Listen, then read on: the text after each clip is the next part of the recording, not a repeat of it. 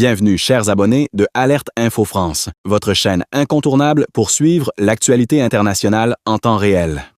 Aujourd'hui, nous revenons sur la situation explosive dans l'est de la République démocratique du Congo, où les tensions militaires et politiques continuent de s'intensifier malgré les appels à la paix. La coalition AFC/M23 accuse une nouvelle fois les autorités de Kinshasa de compromettre délibérément les efforts de paix en cours. Cette déclaration intervient alors que des discussions diplomatiques sont en préparation en Suisse, suscitant de nombreux espoirs au sein de la communauté internationale. Selon un communiqué publié récemment, l'AFC/M23 affirme que les forces gouvernementales congolaises ont mené une attaque aérienne à l'aide d'un avion de type Sukhoi Su-25, ciblant la région de Minembwe ainsi que ses environs.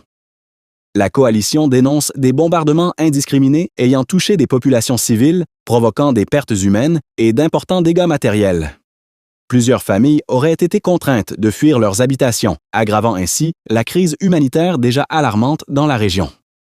Ces accusations surviennent dans un contexte où l'est du pays est en proie à des affrontements réguliers entre les forces armées congolaises et différents groupes armés. La région du Nord Kivu et du Sud Kivu reste particulièrement instable, avec des combats signalés à proximité de zones stratégiques et densément peuplées. Par ailleurs, des organisations internationales et humanitaires tirent la sonnette d'alarme face à l'augmentation du nombre de déplacés internes. Des centaines de milliers de personnes vivent aujourd'hui dans des conditions précaires, sans accès suffisant à la nourriture, à l'eau potable ni aux soins de santé. L'AFC/M23 considère que ces attaques constituent non seulement une violation grave du droit international humanitaire, mais également une preuve du manque de volonté politique de Kinshasa à résoudre le conflit par des moyens pacifiques. De leur côté, les autorités congolaises accusent régulièrement les groupes rebelles, notamment le M23, d'être soutenus par des forces extérieures, ce qui alimente davantage les tensions régionales. La question du rôle de Rwanda dans ce conflit reste également au centre des débats, Kinshasa accusant Kigali d'ingérence, des accusations que ce dernier rejette catégoriquement. Sur le plan diplomatique, plusieurs initiatives de paix ont été lancées, notamment sous l'égide de la Communauté d'Afrique de l'Est et de l'Union africaine, mais leur mise en œuvre reste fragile. La communauté internationale appelle toutes les parties à la retenue, au respect du cessez-le-feu et à un engagement sincère dans le dialogue politique.